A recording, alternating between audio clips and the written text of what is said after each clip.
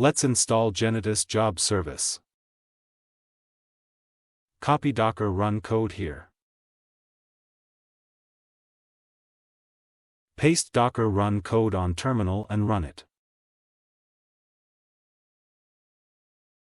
Let's look at the success of the installation process with the docker ps command. Let's configure Nginx. Since we added the authentication service and verify function before, I am not copying the entire content. I will just copy the configuration of the service. Copy Nginx code here. And paste inside the Nginx configuration file. Set proxy pass as the address of your service. Now it's ready to use.